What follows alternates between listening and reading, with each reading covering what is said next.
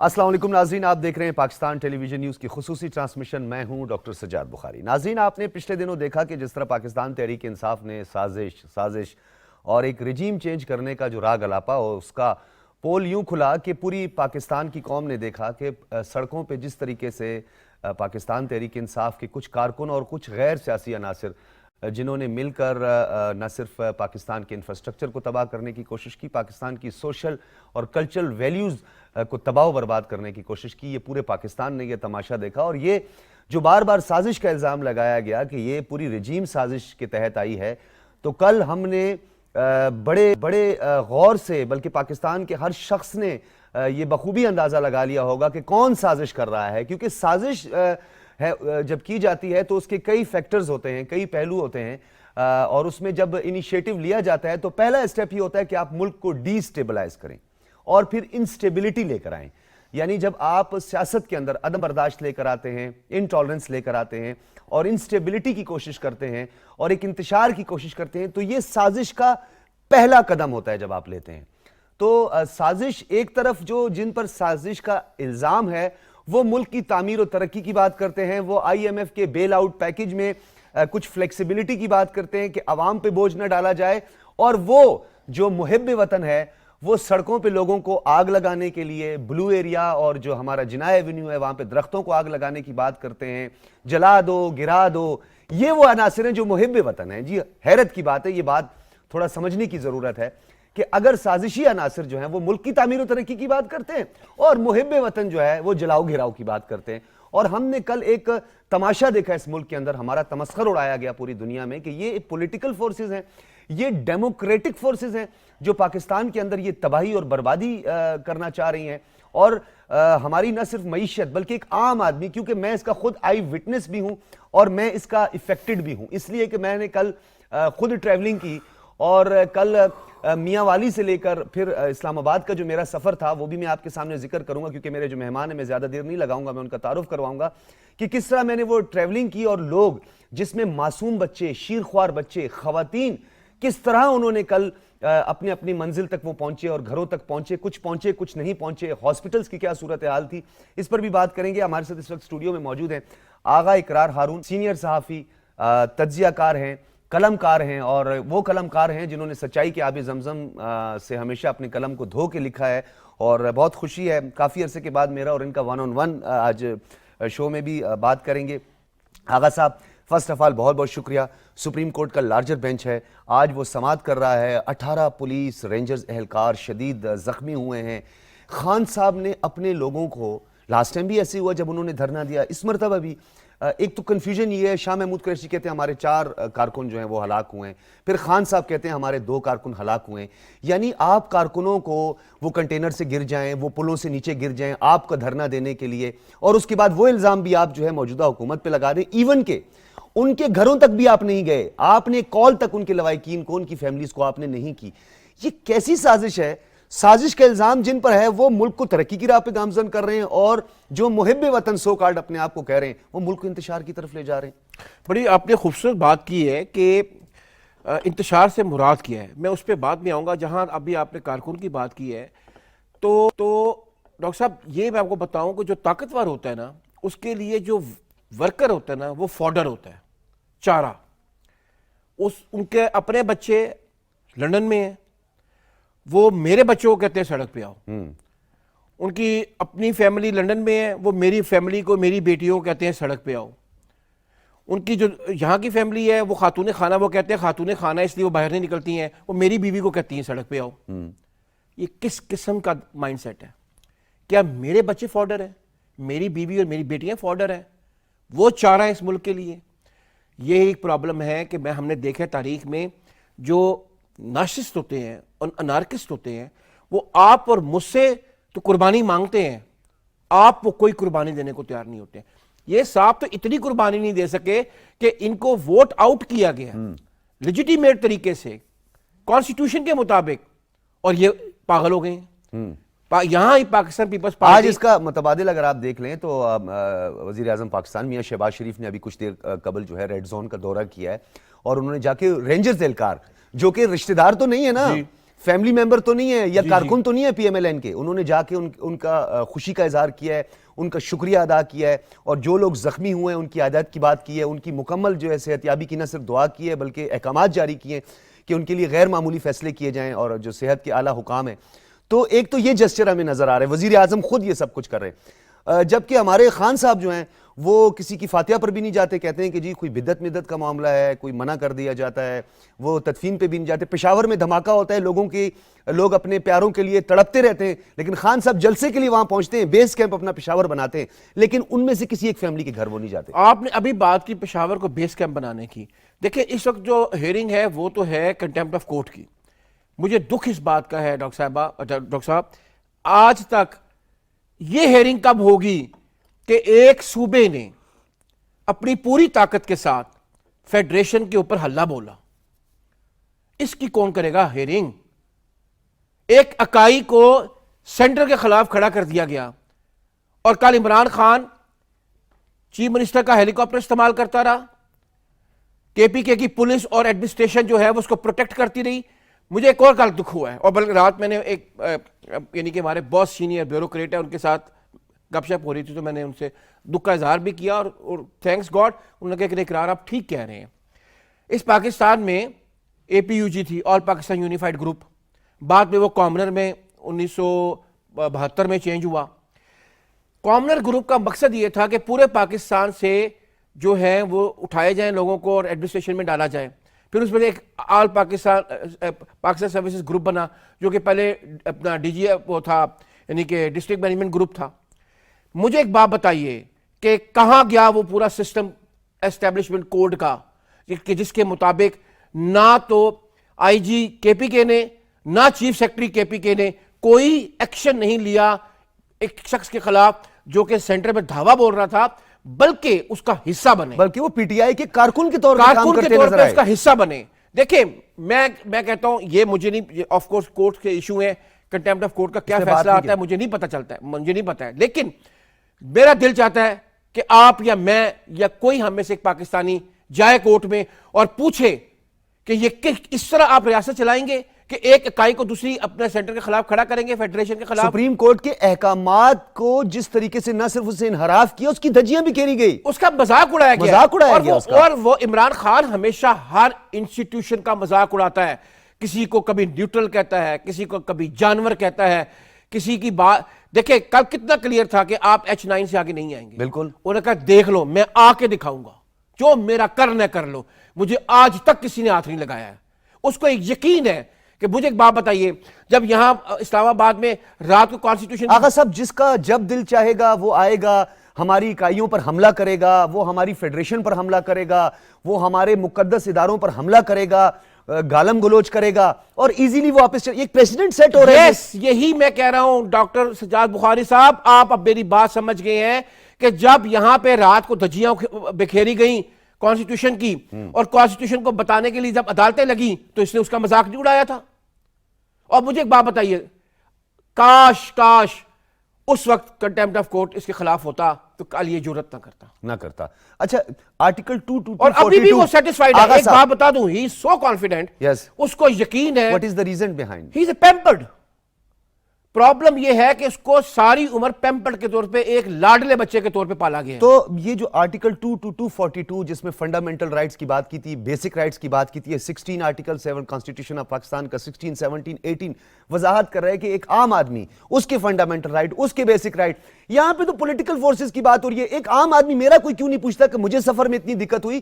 آپ یقین جانتے ہیں first time in the history میں نے اپنی ٹریولنگ جو ہے وہ بائکیا پہ کی ہے, موٹر بائک پر جو ہے میں تلاگنگ سے جو ہے وہ میں ترنول تک پہنچا ہوں. تو مطلب یہ میرے رائٹس کہاں ہیں, ایک عام آدمی. اور میں نے خود دیکھا, میں نے خواتین کو, شیرخوار بچوں کو دیکھا کہ وہ ہاسپٹلز تک نہیں پہنچ سکے. اس کا پوچھ کے بازگشت کب ہوگی؟ دیکھیں میں نے کل بھی یہ بات کی تھی ایک دوست کے ساتھ, آج آپ نے پھر بات چھیڑ دی.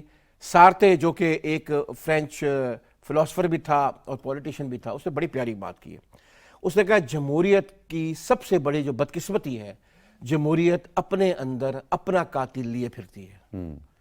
کہ جمہوریت کو جمہوریت ہی کو قتل کرنے کے لیے استعمال کیا جاتا ہے. یہ جاتے ہیں نا, میرا فنڈامنٹل رائٹ ہے کہ میں نے پروٹیسٹ کرنا ہے. جمہوریت کی اس کلاس کو استعمال کرتے ہوئے جمہوریت کا قتل کیا جاتا ہے. یہ ایک بہت بدقسمتی ہے. آپ کانسٹیٹیوشن کی بات کر رہے ہیں جناب والا, یہ کانسٹیٹیوشن غریب غربا کے لیے ہوتے ہیں, اس کے لیے کوئی کانسٹیٹیوشن نہیں ہے.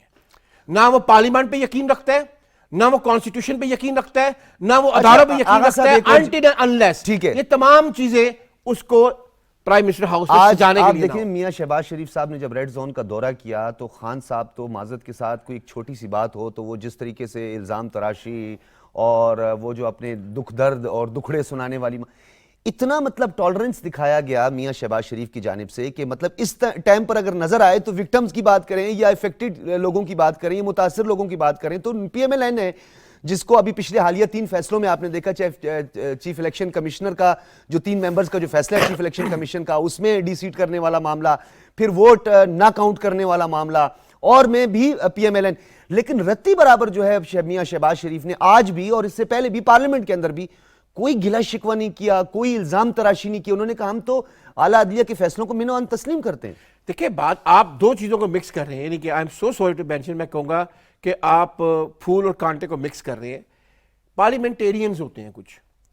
میں آپ کو یہی بات بتاؤں کہ پاکستان پیپلز پارٹی اور پی ایم ایل این دونوں 3 دفعہ حکومت سے نکلے, whatever the reason could be, نکلے.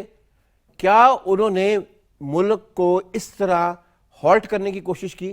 کیا انہوں نے کہا میں جلا دوں گا؟ کیا انہوں نے کہا کہ ہم خون, یہ لفظ میرے نہیں ہے, یہ عمران خان کے ہیں, کہ ہم خونی انقلاب لے کر آئیں گے؟ کیا کبھی کہا؟ نہیں, کیونکہ وہ پارلیمنٹیرین. اچھا, ایک اور مجاہد ختم نبوت اور اس کے بعد پتہ نہیں جی وہ جلا دو گرا دو, یہ میں سینہ تان کے کھڑا ہوں, جو پروٹیکشن بیل کے لیے جو ہے وہ اپنی عدالتوں میں جو صبح صبح پہنچ گئے تھے, تو یہ لوگ کہاں ہیں جو ملک میں آگ لگا دو, انتشار کر دو, تباہ کر دو, کھینچ کے لے آؤ, پتہ نہیں کپڑے کیا کہ میں خیر ان القابات کو اور الفاظ کا ذکر نہیں کرنا چاہتا, وہ لوگ آج کہاں ہیں؟ وہ روپوش ہیں, کل بھی ان کے گھروں سے وہ غائب ہوئے تھے, چھپے ہوئے تھے, یعنی اپنی ماؤں بہنوں بچوں کو تو کہتے ہیں آپ سڑکوں پہ آؤ, جلاؤ گھراؤ, اور خود آپ اے سی میں انجوائے کر رہے ہیں. جی بالکل, بہت اچھی آپ نے بات کی. وہ لوگ کدھر ہیں؟ دیکھیں جی, جو بیسیکلی انارکسٹ ہوتے ہیں نا, ان کو اپنی جان سے پیاری کوئی چیز نہیں ہوتی ہے, نہ ہی ریاست, نہ ہی عوام, نہ ہی ان کے فالوورز. اپنے آپ کو تو وہ پروٹیکٹ رکھتے ہیں. اس سارے سسٹم میں جو مجھے دکھ ہوا ہے کل, مجھے یہ دکھ نہیں ہوا ہے کہ یعنی کہ کتنا املاک کو نقصان پہنچا, یقیناً ہوا ہوگا, لیکن وہ لیول نہیں ہے. یا جو لوگ بیچارے جان کی بازی ہار گئے, اللہ تعالیٰ ان کو مغفرت کرے, آمین. لیکن مجھے سب سے بڑا دکھ یہ ہے کہ کیا یہ سلسلہ پاکستان میں جاری رہے گا کہ 22 کروڑ کی آبادی میں سے کوئی 2000 یا 10,000 یا 20,000 یا 2 لاکھ یا 20 لاکھ آدمی لا کے ریاست کو اپنے مطابق چلا لے؟ یہ اس کا جواب کون دے گا؟ اور اس میں امپورٹنٹ ترین بات, ڈاکٹر صاحب میں موصل کی مثال دیتا ہوں. موصل ایک پروونس ہے عراق کا. سب سے پہلے جب عراق میں اپنا تباہی کرنی تھی, آپ کو یاد ہوگا, موصل کے گورنر کو کھڑا کیا گیا تھا سینٹر کے خلاف. بشار الاسد والا معاملہ بھی یہی تھا, ایجپٹ میں بھی یہی سب کچھ ہوا. پہلے پروونس کو کھڑا کیا گیا فیڈریشن کے خلاف, اور پھر تباہی مچائی گئی. کیا کل پاکستان میں یہ نہیں ہوا؟ بالکل. کیا ایک اکائی کو ریاست کے خلاف کھڑا نہیں کیا گیا؟ اور جو آپ باہر جا کے دیکھ لیں, ہمارے سارے بچے کے پی کے سے ابھی تک سڑکوں پہ پھر رہے ہیں. میں نے ایک بچے کو روک کے پوچھا, میں نے کہا ابھی تک کیوں پھر رہے, واپس نہیں جانا ہے؟ کہتا آیا تھا جس میں وہ بس ہی نہیں ہے. وہ آج وہاں پہ ریڈ زون میں کیا بول رہے ہیں, وہ ریڈ زون میں یہ کہہ رہے ہیں خان صاحب نے تو ہمیں دھرنے کے لیے بلایا تھا, ہم کم از کم تھوڑا انجوائے تو کر لیں, اور وہاں پہ کچرے کا ڈھیر آپ کو نظر آئے گا, غلاظت نظر آئے گی. اس کے پاس, بچے کے پاس پیسے نہیں تھے. وہ کہتا ہے جو لے کر آئے تھے وہ تو میں ڈھونڈ رہا ہوں رات سے, وہ کدھر گئے, اب میں واپس کیسے جاؤں گا؟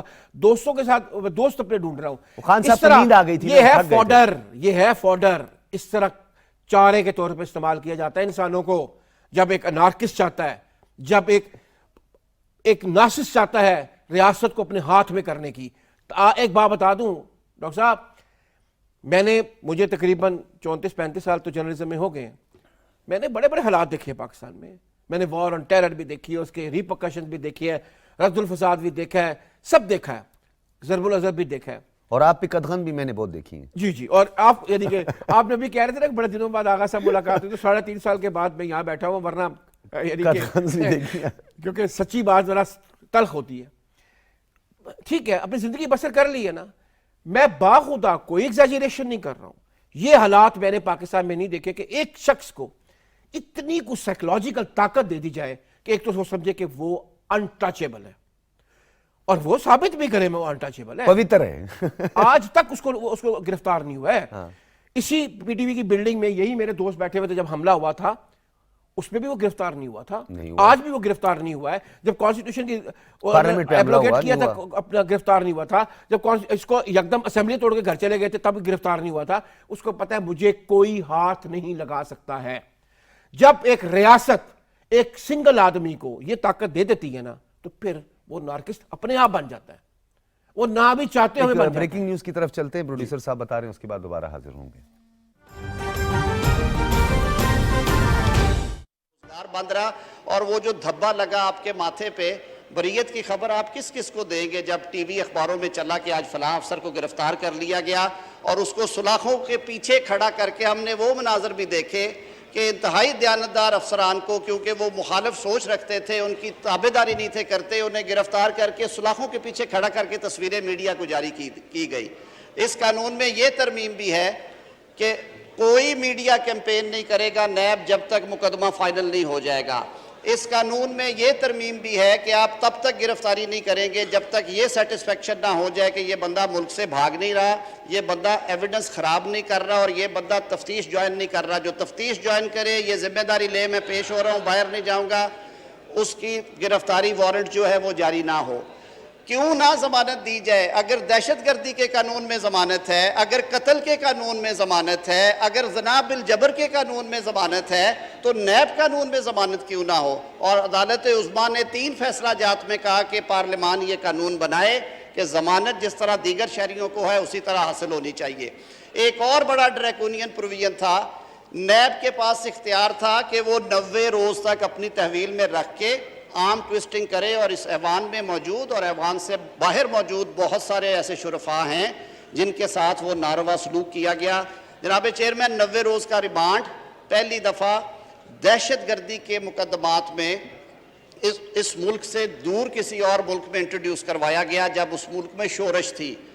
سائیکیٹرسٹ اور تفتیش کاروں نے کہا کہ دہشت گردوں کو ڈی بریف کرنے کے لیے ان کو اس فیز سے نکالنے کے لیے، جیسے خودکش بمبار تیار کیے جاتے ہیں، وہ بریفڈ ہوتے ہیں، ان کی برین واشنگ ہوتی ہے، ان کو ڈی بریف کرنے کے لیے وقت درکار ہوتا ہے تفتیش کاروں کو، تاکہ وہ سائیکیٹرسٹ سائیکالوجسٹ کو انوالو کریں اور ان کو ٹھیک کر کے نکالیں۔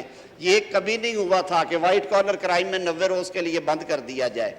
جناب اسپیکر، اثاثہ جات کے حوالے سے بارہا عدالتوں نے کہا کہ آمدن سے زائد اثاثہ جات جرم تب بنیں گے جب ہولڈر آف پبلک آفس یا اس کا بینامی دار ثابت ہو جائے گا کہ اس نے کرپشن اور کرپٹ پریکٹسز سے وہ اثاثے بنائے ہیں۔ اگر ڈی سی ریٹ میں کوئی فرق ہے، اگر ٹیکس ڈاکومنٹس میں کوئی غلطی ہو گئی، اگر میرے جیسے کسی حساب کے کمزور آدمی سے ڈکلیئر کرنے میں غلطی ہو جائے تو وہ جرم نہیں ہے، کیونکہ قانون یہ کہتا ہے no act is guilty unless mind be guilty. یہ چیزیں سامنے رکھتے ہوئے مفصل ترامیم اس میں کی گئی ہیں تاکہ آج کے بعد کسی بے گناہ کو اپنی انا کی تسکین کے لیے، کسی سیاسی مخالف کو اس کے نظریات تبدیل کرنے کے لیے، کسی سرکاری افسر کو اپنی مرضی کے کام کروانے کے لیے، اور کسی نا اچھے لگنے والی شکل کو سبق سکھانے کے لیے یہ قانون استعمال کیا جا سکتے۔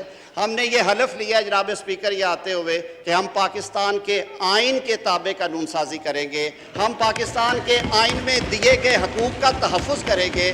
تو میں سمجھتا ہوں کہ آج ایک بہت بڑا کام کرنے جا رہے ہیں۔ آج اس عقوبت خانے سے آپ اس 22 کروڑ عوام میں سے ان وکٹمز کو نکالیں گے جو کہ کل لائکلی اس کا شکار ہو سکتے ہیں۔ میں ایک بات بڑے وثوق سے، اور میں یہ بات ضرور کروں گا کہ جب یہ ذمہ داری سونپی گئی اور پھر جب اراکین کی امینڈمنٹس آئیں، کل پھر ایک میٹنگ ہوئی، ایک اعتراض اٹھایا گیا۔ وہ سر کہتے ہیں نا کہ جویں پڑھے یا اویں پڑھاواں گے، کہ یعنی کہ اگر ڈنڈے کھا کے پڑھائی کی ہے تو ڈنڈے مار کے ہی پڑھائیں گے۔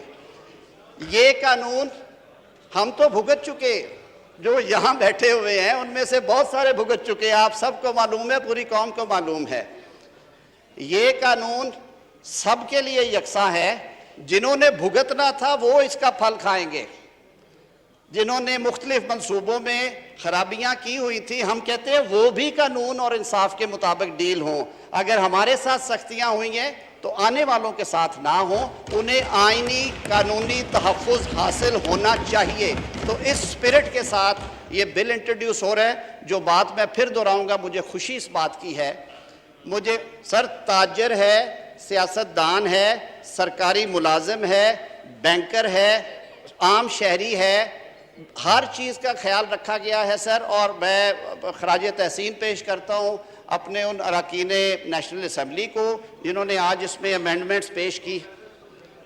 सारे हैं जी, हमने देखा, हमने तो उस्तादों को हथकड़ियाँ लगते हुए देखा, हमने लोगों को खुदकुशियाँ करते हुए देखा। और जनाब स्पीकर, ये बात फिर मैं फ्लोर ऑफ द हाउस पे करूँगा कि आज तक अदालत उज़्मा ने जितनी दफ़ा इस पार्लिमान को कहा कि ये शिक दुरुस्त नहीं है, आप इसका जायज़ा लें, ये दुरुस्त नहीं है, इसका जायज़ा लें, और जिन जिन शिकों को उन्होंने जिस तरह से तशरीह की, इनको ऐन उस मुताबिक इंट्रोड्यूस करवाया गया है। और वो पार्लियामेंटेरियन जिन्होंने मेहनत की है, अर्क-रेज़ी के साथ आज अमेंडमेंट्स लेके आए हैं, वो भी तहसीन और सताइश के लायक है। बहुत शुक्रिया जी।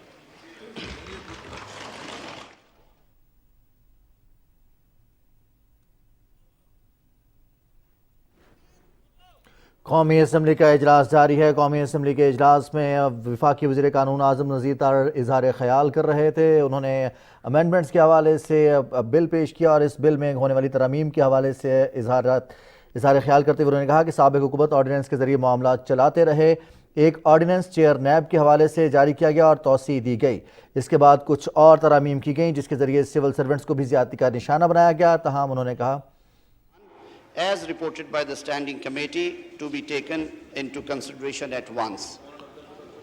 जनाब मौलाना अब्दुल अकबर चित्राली साहब। कौमी असम्बली का इजलास जारी है। स्पीकर राजा परवेज़ अशरफ इस इजलास की सदारत कर रहे हैं। ऑर्डिनेंस पेश किया गया, इसमें कानून साजी की जा रही। ये थी PTV ताज़ा तरीन।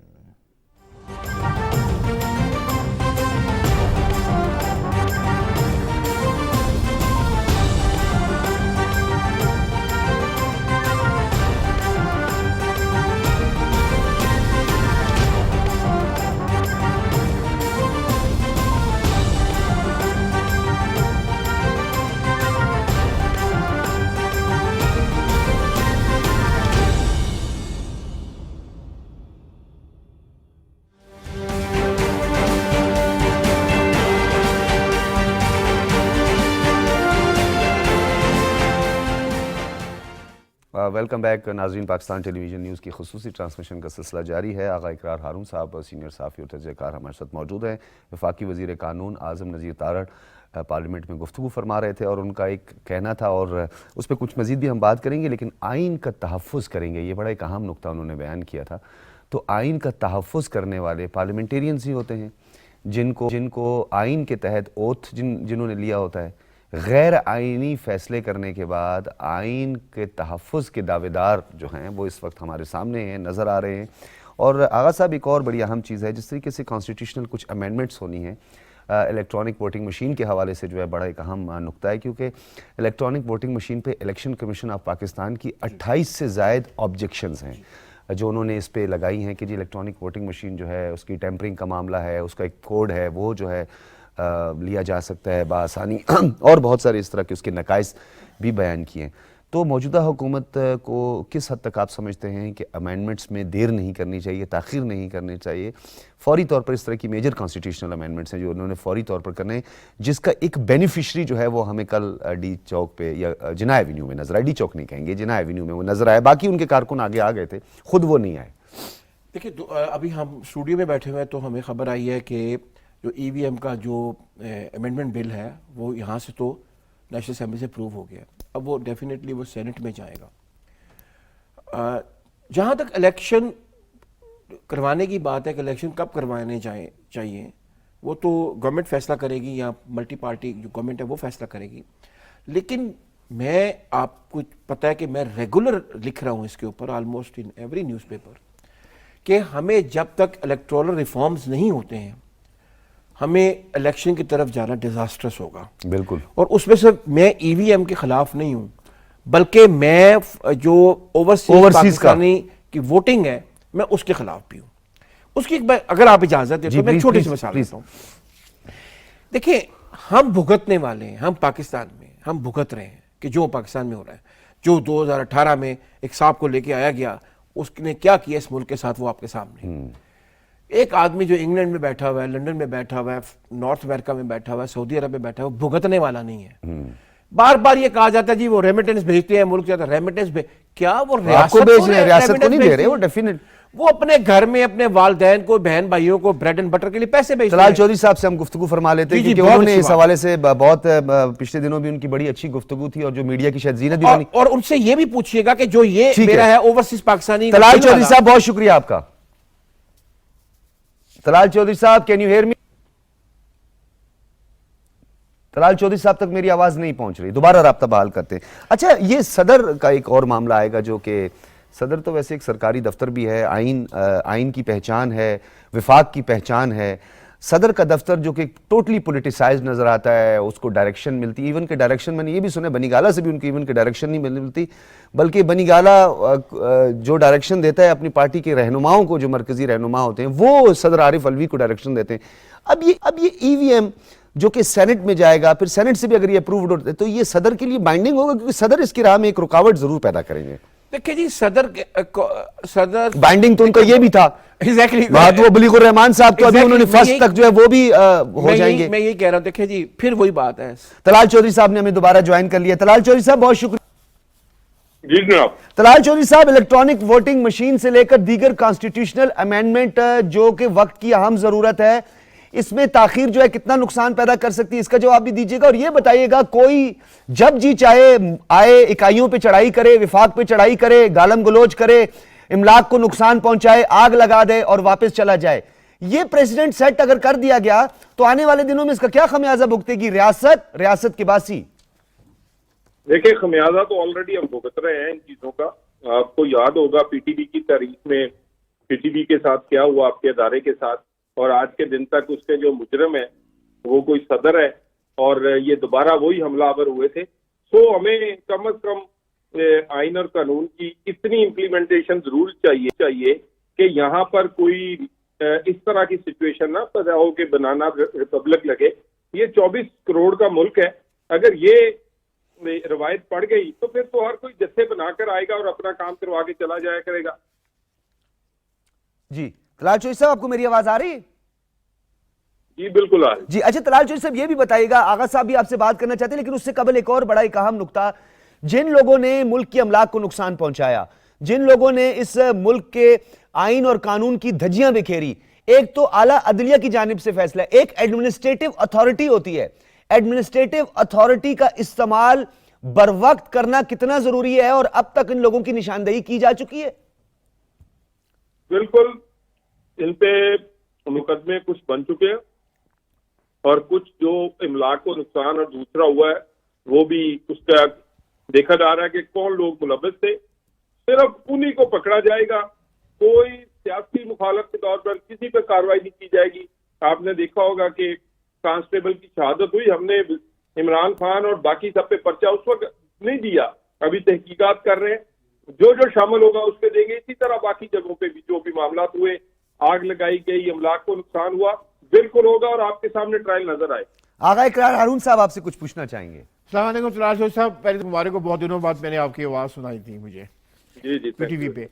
بات یہ ہے کہ میں آپ سے ایک سوال کرنا چاہتا ہوں کہ جس طرح کل ایک اکائی کو فیڈریشن کے خلاف استعمال کیا گیا، سینٹر کے خلاف استعمال کیا گیا، اور اس میں آئی جی پی اور چیف سیکرٹری جو کہ ٹیکنیکلی سینٹر کے ملازمین ہیں وہ سب سے آگے ہمیں سائیکولوجیکلی نظر آئے، کیا ان کے خلاف کوئی ایکشن ہو سکتا ہے اگر اس ملک میں واقعی ہم چاہتے ہیں کہ ایک ایسا لا لے کے آیا جائے جو غریب کے لیے اور طاقتور کے لیے ایک ہو؟ ایک میرا سوال.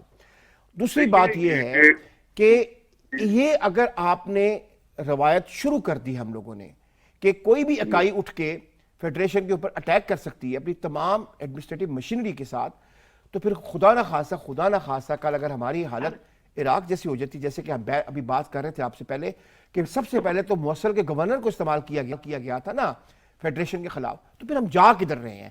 اور آخری بات، اسی جگہ اسی شہر میں یعنی کہ اپنا کور کر رہا ہوں، جب پی ٹی وی کی بلڈنگ پہ حملہ ہوا، جب پارلیمنٹ پہ حملہ ہوا، عمران خان کو گرفتار نہیں کیا گیا، آپ لوگ اس وقت مکمل آپ حکومت میں تھے، آج پھر جو کچھ ہوا ہے، پھر عمران خان جو ہے اس کو کوئی ہاتھ ڈالنے والا نہیں ہے، تو کیا یہ شخص اب واقعی انٹچیبل ہے؟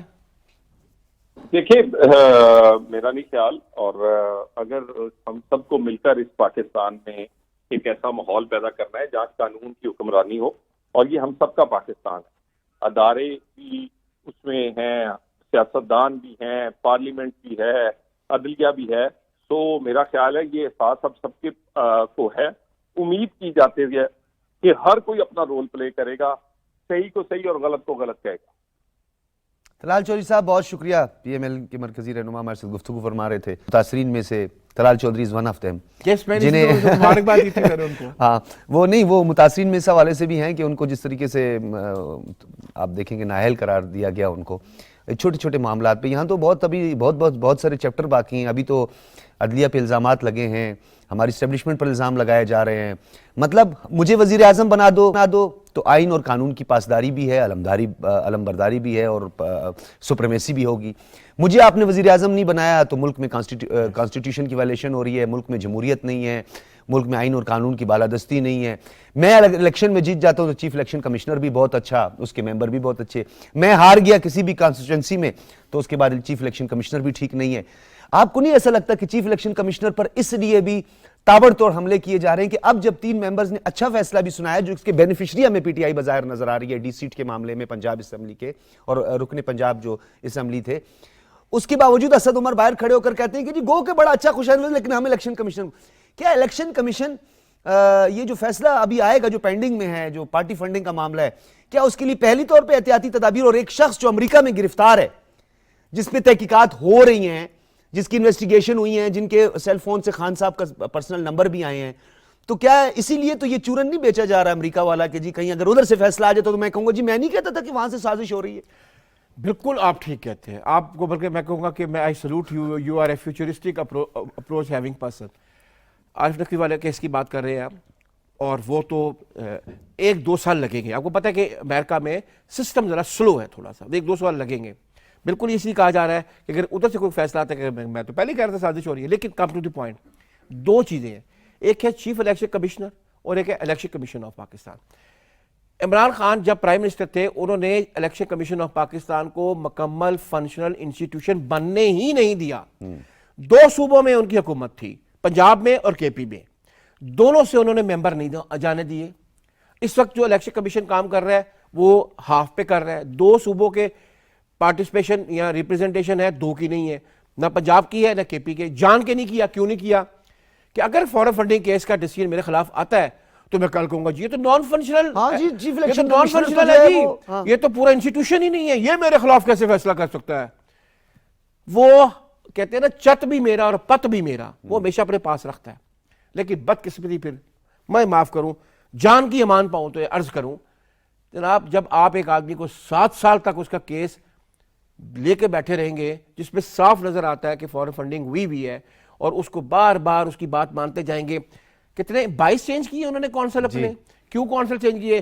ہر کونسل کے چینج ہونے کے بعد 3 سے 5 مہینے ان کو ٹائم مل گیا۔ سر ان کے وکیل نے کمپنی بھی مان لی ہے، انفرادی طور پر انڈیویجول کا جو فنڈنگ ہوتی ہے اگر وہ ریکگنائزڈ، یعنی مثال کے طور پر اس کی اتھینٹسٹی کے حوالے سے بات کریں تو اسے یہ بتانا پڑتا ہے، پروف کرنا پڑتا ہے کہ I M the part of Pakistan Tehreek Insaf, I am the member of Pakistan Tehreek Insaf, لیکن ان کے وکیل نے تو کمپنی تسلیم کر لی ہے جی وہاں پہ، جبکہ ہمارا کانسٹیٹیوشن بھی یہی کہتا ہے اور الیکشن کمیشن کا ایکٹ بھی یہی کہتا ہے کہ آپ کوئی کمپنی نہیں ڈونیٹ کر سکتے۔ ایگزیکٹلی۔ اچھا اب بات یہ ہے کہ جو لیکوناز ہیں ہمارے لاء کے کہ یہ ڈیلیز کیوں ہوتے ہیں، فارن فنڈنگ والا کیس کتنا ڈیلے ہو رہا ہے، یہ ہمیں بہرحال دور کرنے پڑیں گے، کیونکہ اگر کوئی تاریخ میں ہم نے دیکھا ہے کہ کوئی ایسا شخص طاقت میں آ جائے جو اداروں کو اداروں پہ یقین نہ رکھتا ہو، وہ سب سے پہلے کیا کرتا ہے، وہ اداروں کے اور قانون کے اندر موجود پہلے اس کی جو لوپ ہولز ہیں وہ استعمال کرتا ہے، اور اگر وہ بھی استعمال اس کے حق میں نہ ہو تو پھر وہ مانتا ہی نہیں ہے۔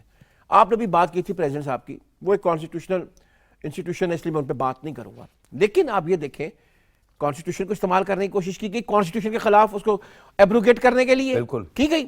اس کے بعد اب واقعی کانسٹیٹیوشن میں انہوں نے ایک کلوز پکڑ لی ہے کہ ایڈوائس تو پرائم منسٹر کی ہوگی گورنر لگانے کی، لیکن اگلا جو ہے کہ governor will remain there till the satisfaction of the president, اس کو اب وہ استعمال کر رہے ہیں. اب وہ کرتا کیا چاہتے ہیں؟ اخلاقیات کیا چیز ہوتی ہے؟ وہ چھوڑے، جب آپ صدر میرا بیٹھا ہوا ہے، گورنر ادھر بیٹھا ہے، خیبر پختونخوا حکومت چل رہی ہے، انتخابات کراؤ. سر اب گریڈ جب ہوتی ہے نا، گریڈ میں اخلاقیات نہیں ہوتی ہیں، اور جو ہوتی ہے پاور از ایبسلیوٹلی روتھلیس، آپ کو پتہ ہی ہے.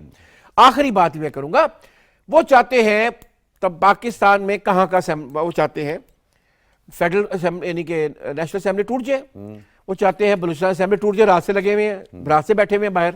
میں تو پھر 3:30-4 بجے سو گیا تھا، میں نے کہا کہ اب مزید بیٹھے رہیں.